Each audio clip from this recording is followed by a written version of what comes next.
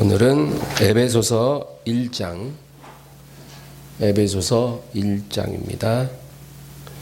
3절부터 14절, 에베소서 1장 3절부터 14절까지 합독합니다. 찬송하리로다. 하나님 곧 우리 주 예수 그리스도의 아버지께서 그리스도 안에서 하늘에 속한 모든 신령한 복을 우리에게 주시며 곧 창세전에 그리스도 안에서 우리를 택하사 우리로 사랑 안에서 그 앞에 거룩하고 흠이 없게 하시려고 그 기쁘신 뜻대로 우리를 예정하사 예수 그리스도로 말미암아 자기의 아들들이 되게 하셨으니 이는 그가 사랑하시는 자 안에서 우리에게 거저 주시는 바 그의 은혜의 영광을 찬송하게 하려는 것이라. 우리는 그리스도 안에서 그의 은혜의 풍성함을 따라 그의 피로 말미암아 속량 곧 죄사함을 받았느니라. 이는 그가 모든 지혜와 총명을 우리에게 넘치게 하사 그 뜻의 비밀을 우리에게 알리신 것이요 그의 기뻐하심을 따라 그리스도 안에서 때가 찬 경륜을 위하여 예정하신 것이니 하늘에 있는 것이나 땅에 있는 것이 다 그리스도 안에서 통일되게 하려 하심이라. 모든 일을 그의 뜻의 결정대로 일하시는 이의 계획에 따라 우리가 예정을 입어 그 안에서 기업이 되었으니 이는 우리가 그리스도 안에서 전부터 바라던 그의 영광의 찬송이 되게 하려 하심이라.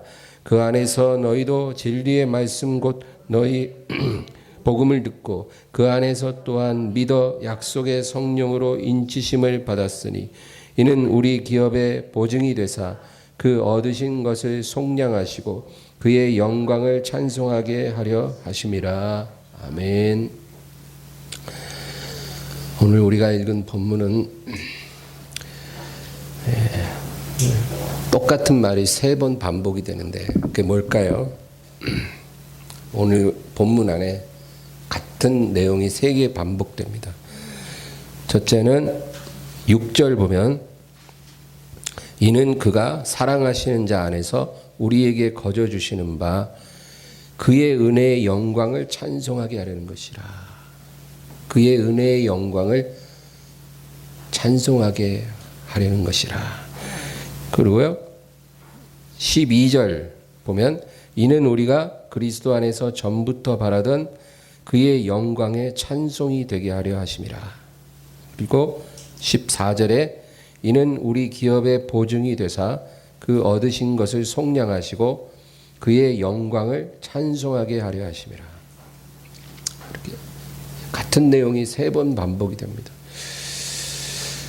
오늘 본문 내용은 뭐냐면은 하나님이 우리를 창조하시고 또 우리를 그리스도 안에서 부르시고 우리를 속량하시고 그리고 우리를 하나님 자녀 삼으시고 우리에게 성령을 주신 그 목적이 하나님을 찬양하게 하려는 것이다. 하나님을 찬송하게 하고 그리고 더 나아가서 하나님의 찬송이 되게 하려 함이라. 우리 입으로 하나님을 찬송하는 것뿐만이 아니라 우리 자체가 하나님의 찬송이 되는 거예요. 하나님의 영광이 되는 거예요. 그게 우리를 창조하시고 속량하시고 부르신 하나님의 목적이다. 그 얘기예요. 네. 우리가 이 말씀을 놓고 우리 자신을 보면 우리가 예전에 살아왔던 우리 생애는 정말로 잘못되었다. 그 얘기예요. 사람이 태어나서 열심히 살잖아요. 열심히 안 사는 사람이 어디 있어요. 어떤 사람은 자기 꿈을 이루는 사람도 있고 어떤 사람은 이루지 못하기도 하지만 다 누구나 열심히 살아요. 그래서 나이 지긋한 어르신들하고 대화해보면 뭐라 그러냐면 후회 없이 살았다. 정말 고생 많이 하고 살았다. 정말 우리 가족을 위해 내 모든 걸 다 내어주고 살아왔다. 뭐 이런 자신의 생애를 회고하는 그런 말씀을 하십니다. 하늘을 우러러 부끄럼 없이 살았다, 이런 사람도 있을 것이고, 하늘까지는 아니라도 내 가족들 앞에, 내 양심 앞에 부끄럽지 않게 살았다, 뭐 이런 사람도 있을 것이고, 아니 부족한 게 너무 많았지만 그래도 나는 최선을 다했습니다, 뭐 이런 사람도 있을 것이고. 그런데 다 내려놓고 성경을 통해서 우리 생애를 우리가 바라본다면, 오늘 읽은 이 본문에 부합한 삶을 우리가 살지 못했다면 우리 인생은 참으로 잘못된 인생이었다라는 거예요. 우리를 창조하신 목적, 우리를 이 세상에 보내신 목적, 예수님의 피값 주고 우리를 사신 목적, 우리를 부르사 성령을 부어주신 그 모든 목적이 딱 한 가지라는 거예요. 하나님의 영광의 찬송이 되게 하려고. 그러니까 우리 자체가 하나님의 찬송 덩어리가 되게 하려고 우리를 부르셨다는 거예요. 그게 하나님의 계획이라는 거예요. 그런데 우리가 그렇게 못 살았다면 우리 정말 방향이 잘못된 거예요. 우리가 인생을 이제까지 잘못 살아왔다는 거예요. 그거 깨달아야 돼요, 여러분. 성경이 비춰주기 전에 그거 어떻게 깨닫겠어요? 서울대 나온다고 깨달아요? 수백억 자산가가 된다고 깨닫겠어요? 이거는 성경을 통해 하나님이 빛을 비춰주지 않으면 못 깨닫는 거예요. 내 인생이 총체적으로 실패한 인생이었구나. 정말 하나님의 계획과는 완전히 동떨어진 그런 삶을 내가 이제까지 살았구나라는 걸 정말 우리가 깨달아야만 하는 거예요. 그거 못 깨달으면 변화 안 됩니다. 여러분, 정신병 걸린 사람들이요, 자기가 정신병이 있다는 걸 인정하면 고칠 수 있다요. 그래요. 근데 자기가 인정 안 하는 사람들은 절대 못 고친다는 거예요. 그래서 내 문제를 바로 보고 고백할 수 있을 때 그 문제에서 우리가 빠져나올 수 있는 거예요. 내 인생이 잘못된 게 없습니다라는 사람은 계속 그 길로 가는 거고, 내 인생이 총체적으로 실패한 인생이었습니다라고 깨닫고 고백하는 사람은 그 인생에서 방향 전환을 할 수가 있는 거예요. 그래서 여러분, 죄라는 말, 죄, 이게 헬라어로는 하말티아라고 그러잖아요. 그 하말티아라는 말 자체가 관역을 빗나간 화살이란 뜻이래요. 그거를 헬라어에선 죄라고 표현을 해요. 관역을 빗나간 화살. 그게 우리 인생이었다는 거예요. 하나님이 관역을 정확히 맞추려고 화살을 쏘았는데 그 화살이 관역과 전혀 상관없이 빗나가 버렸어요. 그게 죄인들의 삶이고 인생이었다는 거예요. 저와 여러분이 이제까지 그렇게 살아왔다는 거예요. 하나님의 목적과 계획대로 가지 못하고 전혀 다른 방향으로 화살이 쏘아진 거예요. 우리 부모도 그랬고, 우리도 그랬고, 우리 자녀들도 그럴 수 있고, 하나님이 목표한 관역을 향해 날아가지 않고 있는 거예요. 그게 죄예요, 죄. 뭐 남의 물건 도둑질하고 뭐 누구와 싸우고 그래만 죄가 아니라 인생 자체의 방향이 틀어졌으면 그 인생 자체가 죄덩어리예요.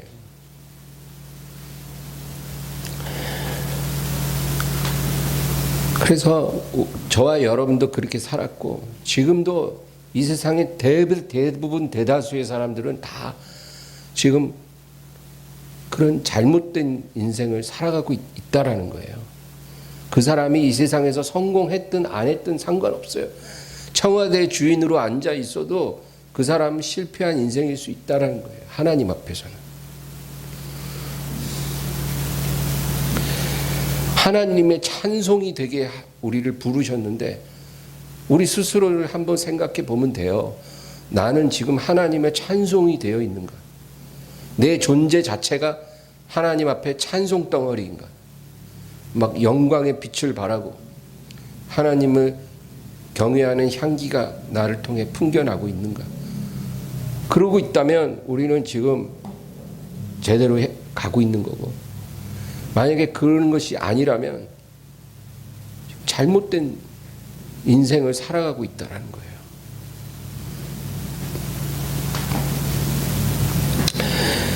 인본주의라는 말이 있어요. 인본주의.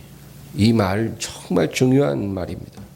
인본주의가 뭐냐면은 모든 것의 목적이 나의 행복이 되는 거예요.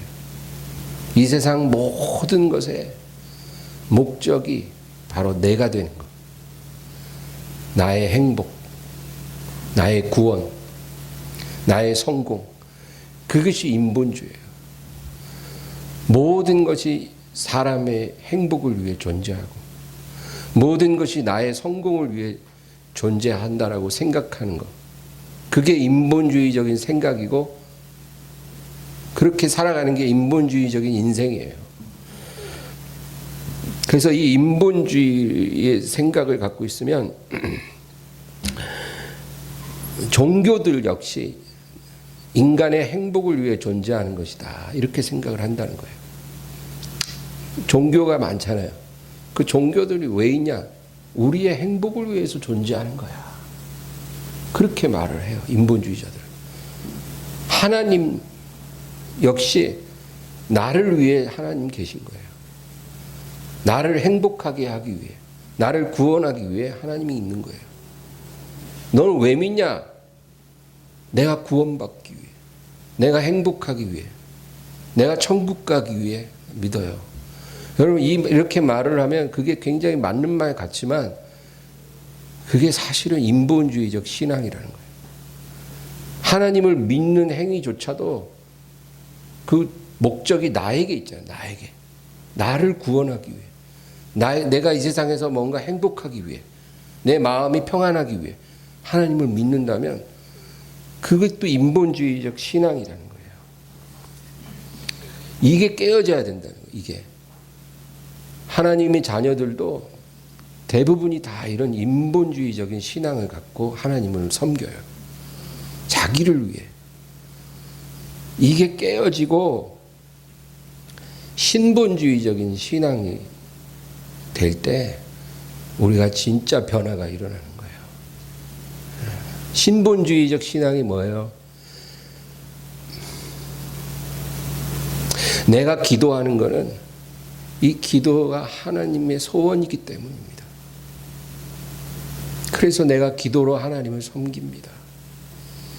내가 예배드리러 오늘 이 자리에 나온 것은 내 마음 편안하게 하고 내 문제 해결하고 나를 복되게 하기 위해서 나온 것이 아니고 내가 이 자리에 나와 예배하는 것이 하나님의 소원이고 하나님의 기쁨이기 때문입니다. 이렇게 우리가 고백하고 예배할 때 그게 진짜 하나님이 원하는 제대로 된 예배예요. 나를 위해 이 자리에 나온 게 아니라 하나님을 위해, 하나님이 원하시기 때문에, 하나님이 나를 기다리고 계시기 때문에, 내가 예배드리고 내가 기도할 때 그것을 하나님이 기뻐하시기 때문에, 그것이 하나님의 소원이기 때문에 내가 예배하고 기도합니다. 그렇게 우리가 생각하게 되면 여러분 우리 모든 게 다 바뀌기 시작해요. 기도도 바뀌어요. 무조건 뭔가 이루어 달라고 그런 기도가 아니라 하나님의 마음을 시원케 하는 그런 기도로 우리 기도가 바뀌어요. 나를 위한 기도가 아니라 하나님을 위한 기도가 되는 거예요. 성경 읽는 것, 깨달아지는 것도 완전히 달라져요. 인본주의적인 생각을 갖고 성경을 읽으면 이해되지 않았던 것들이 하나님을 위한 마음으로 성경을 읽으면 하나님의 관점이 보이는 거예요. 그리고 하나님의 마음이 읽혀지는 거예요. 성경 안에서. 그러니까 은혜가 다른 거죠.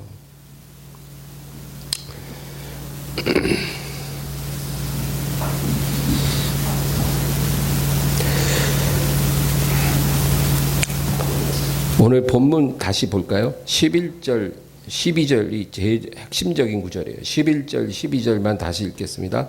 모든 일을 그의 뜻의 결정대로 일하시는 이의 계획을 따라 우리가 예정을 입어 그 안에서 기업이 되었으니 이는 우리가 그리스도 안에서 전부터 바라던 그의 영광의 찬송이 되게 하려 하심이라. 모든 일을 그의 뜻의 결정대로 일하시는 이의 계획을 따라 우리가 예정을 입어 그 안에서 기업이 되었다. 그러니까 하나님의 계획과 예정을 따라 우리를 부르셨다 그 얘기예요. 왜? 하나님이 왜 우리를 그렇게 계획하시고 예정하사 부르셨냐? 하나님의 찬송이 되게 하려고. 그래서 만세 전부터 우리를 택하셨고 우리를 사랑하셨고 그리고 우리를 이 세상에 태어나게 하셨고 오늘 이 시간까지 우리를 인도해 주신 것이 무슨 목적으로 그렇게 한 거냐면 하나님의 찬송 덩어리가 되게 하려고 부르셨다는 거예요.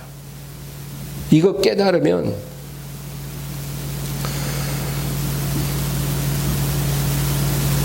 하나님을 위해 사는 사람이 되는 거예요.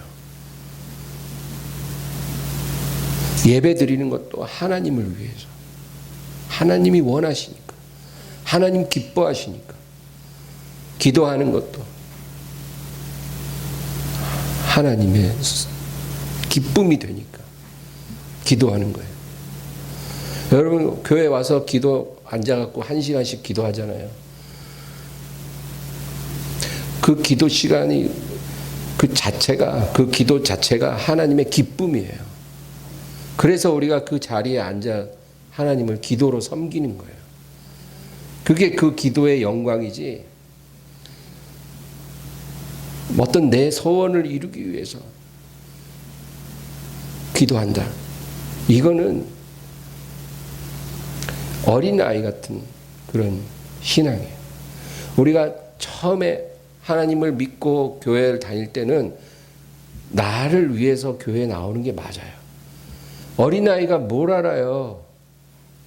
초등학생들이 부모 마음을 어떻게 알아요? 자기밖에 모르지. 부모가 지금 식사도 안 하시고 막 이렇게 계셔도 애들은 부모가 자기 엄마 아빠가 식사 안 했는지 관심 없어요. 앞에 맛있는 거 있으면 내가 좋아하는 거네. 그리고 막 퍼먹지. 지금 아빠 엄마가 이거 식사하셨나 안 드셨나. 그 애들은 그것까지는 생각 못해요. 자기밖에 모르는 거예요. 애들은. 그러니까 영적으로도 어린아이 때는 나를 위해서 교회 가고 외로우니까 교회 가고 힘드니까 교회 가고 또 뭔가 내 소원을 하나님께 아뢰서 빨리 응답받으려고 기도하고 뭔가 예배 열심히 드리면 복받고 좋은 일이 일어난다 하니까 그런 식으로 하나님을 섬길 수밖에 없어요. 그러나 항상 그런 상태로 하나님을 섬기면 안 되는 거예요. 이제 성장하고 철이 들면 내가 목적이 아니고 하나님이 목적이 되어야 되는 거예요. 하나님이 목적이에요. 하나님을 영화롭게 하기 위해, 하나님을 기쁘시게 하기 위해, 하나님의 소원을 이루어드리기 위해 내가 오늘도 예배를 드립니다.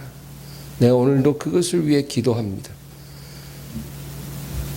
저기 어려운 사람이 하나 있어. 도움이 필요한 사람이. 그러면 예전에는 불쌍하다. 뭐 좀 도와줄 수 있나?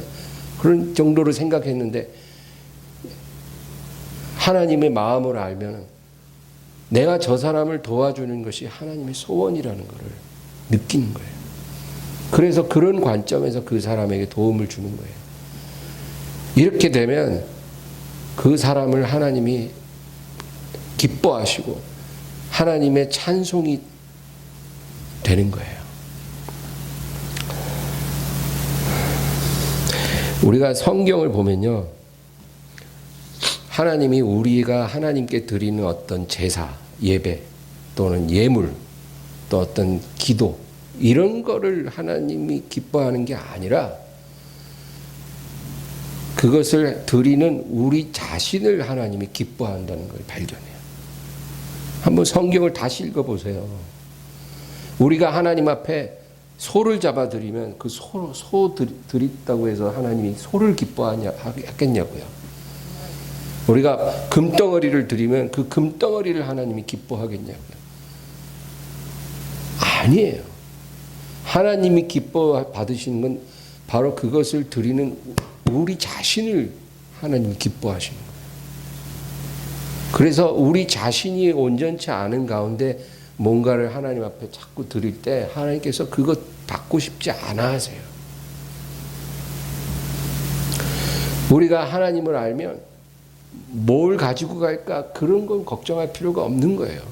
하나님이 원하는 건 바로 나 자신이거든. 나를 드리면 돼요. 나를. 아브라함이 모리아산에서 그 외아들 이삭을 딱 바치려고 했잖아요. 그 하나님이 그 이삭을 기뻐하셨겠어요? 아니에요. 아브라함을 기뻐하신 거예요. 아브라함을 원하신 거예요. 하나님이 원했던 건 이삭이 아니고 아브라함이에요. 너를 원해.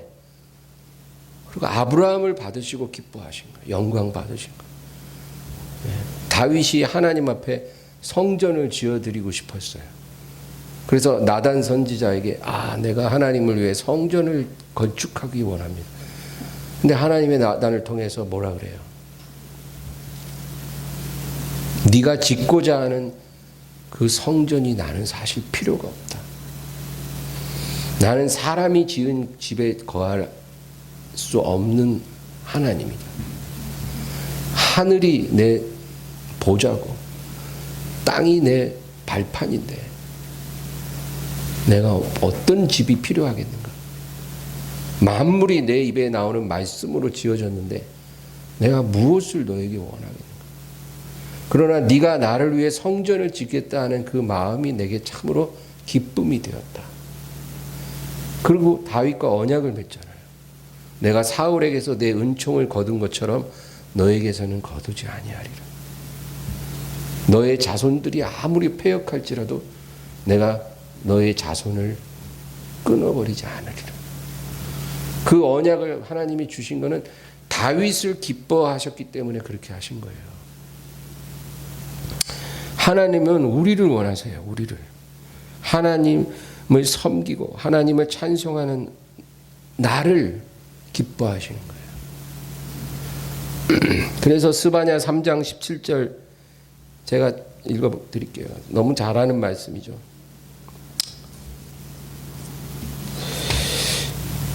너의 하나님 여호와가 너희 가운데 계시니 그는 구원을 베푸실 전능자이시라. 그가 너로 말미암아 기쁨을 이기지 못하시며 그가 너로 인하여 기쁨을 이기지 못하고 너를 잠잠히 사랑하시고 너로 말미암아 즐거이 부르며 기뻐하시고 네가 드린 재물 때문에 기뻐하리라가 아니에요. 너로 인하여 기쁨을 이기지 못하고 너로 인하여 즐거이 부르며 기뻐하시리라. 그 얘기죠. 성경 전체가 바로 그 얘기예요. 나의 예배, 나의 기도, 나의 예물을 하나님이 원하시는 게 아니고 나를 원하신다. 그거 잊지 마시고 여러분 하나님을 기쁘시게 섬기시기 바랍니다. 그리고 나 자신이 하나님의 기쁨이 되고 찬송이 되게 하옵소서. 하나님 도와주세요. 내 자체가 하나님의 찬송이 되고 기쁨이 되게 해주세요. 항상 그런 기도를 우리가 하나님께 드려야 될 줄로 믿습니다. 오늘 말씀을 생각하면서 간절히 기도합니다. 주여, 주여, 주여.